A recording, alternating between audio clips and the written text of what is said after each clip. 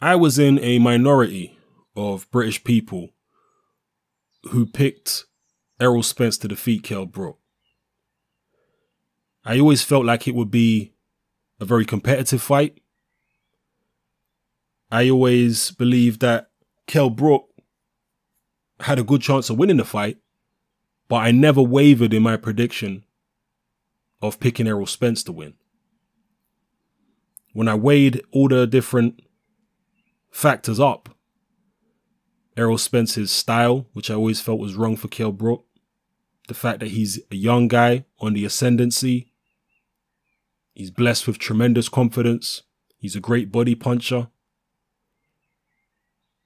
the fact that Kell Brook may have sustained physical and psychological damage in the Golovkin fight, and the fact he was bringing himself down from a much higher weight, which could potentially also affect him, particularly against a very good body puncher in Errol Spence. When I put all those things into the pot and consider everything, that's why I picked Errol Spence to win.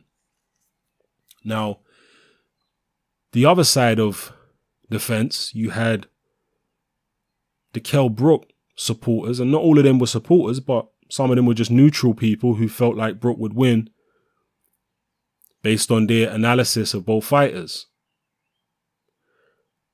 But the majority of them were Brook fans. Now, before the fight, they knew that Kell Brook suffered a fractured eye socket against Golovkin. They knew that he got stopped. They knew, surely, they must have known that there had to be some type of residual psychological damage, or at least there was a possibility of residual psychological damage from the Golovkin fight as well as physical damage. They knew there was a possibility of the weight affecting Kell Brook. They knew all these things. They knew all the same things that I knew when this match was made, Kell Brook versus Errol Spence. But yet they still picked Kell Brook to win.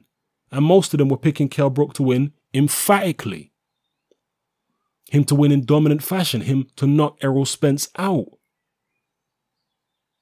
So for them to say all those things, for them to pick Kell Brook so adamantly before the fight, knowing all the same things I knew, for them to now come out after the fight and say, oh, well, Spence only won because of Brook's psychological damage from the Golovkin fight and he was weight drained and all. But why are you making excuses? You knew all this stuff going into the fight was potentially a factor, but yet that didn't sway your prediction.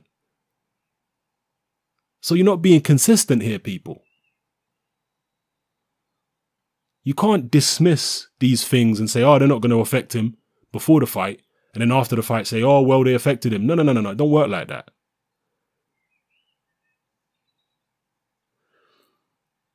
It's just a way of people not giving Errol Spence the credit he deserves and also protecting their own egos. People don't like to get predictions wrong. You know, we're all men. We have egos. But sometimes we have to own up to stuff, man. Errol Spence was no Jeff Lacey. So many of you guys said he was.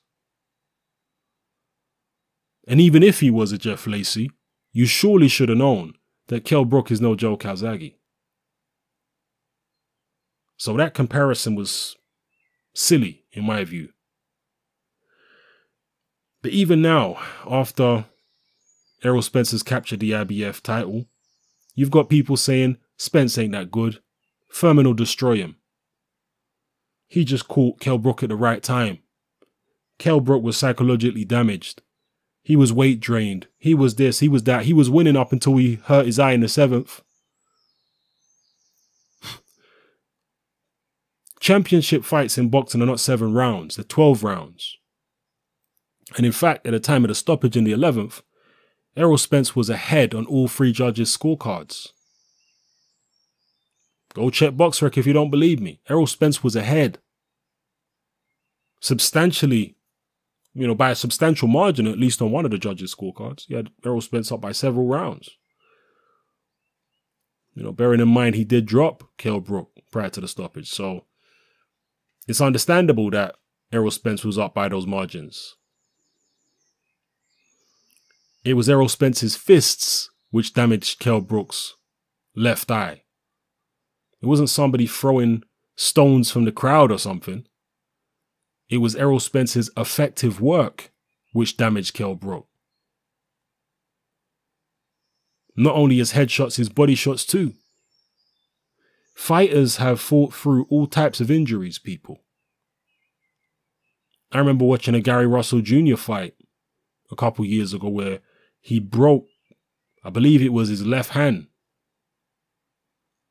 And he boxed almost the entire fight one-handed.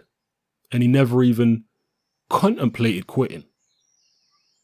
Why? Because his opponent wasn't good enough to push him to the point where he would even think about it. He was comfortably winning the fight one-handed. Kell Brook, on the other hand, was in with a guy who was pushing him from the opening bell, was competitive with him from the opening bell, long before his eye socket got fractured.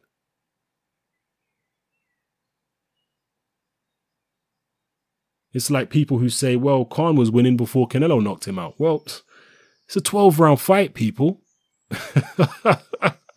It's irrelevant about whether Khan was winning before Canelo knocked him out.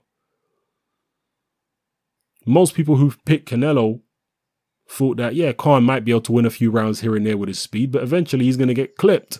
And when he does, he's going to go down. I always felt that eventually Errol Spence is going to catch up to Kell Brook. I said that in my pre-fight videos when I was doing the keys to victory and the video I did following the final press conference. I said Kell Brook is the better long-range boxer. He's sharper at long range than Errol Spence. But Spence eventually will start to crank up the heat and he'll go to work on Kell Brook. And that's the way the fight played out. Eventually, he got close to Brook. He put a lot of work into the body early in the fight, but in terms of being able to trap Brook on the ropes and apply sustained pressure, that came in the second half of the fight. It's no coincidence that it played out that way. That's the way it was always going to play out, based on their styles, based on their attributes. So rather than try and save face and protect your egos and downplay what Errol Spence did in there, you need to recognize your own shortcomings, what you didn't see or didn't want to see before the fight, because you were privy to all the same information I was privy to. We don't know how much coming down in weight affected Kell Brook.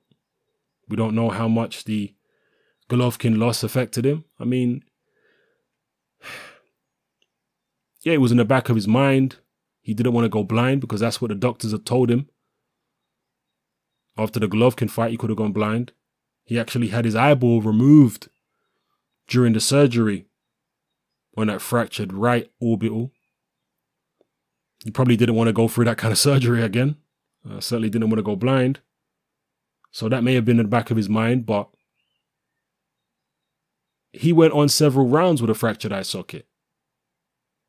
He didn't go on several rounds, well, not as many rounds anyway, with Triple G. He only went 5 rounds with Triple G. He went 11 with Errol Spence. So he had a lot more time to contemplate the damage sustained to his eye against Errol Spence. And he was in much, deeper waters in terms of the stage of the fight. He was very tired against Errol Spence.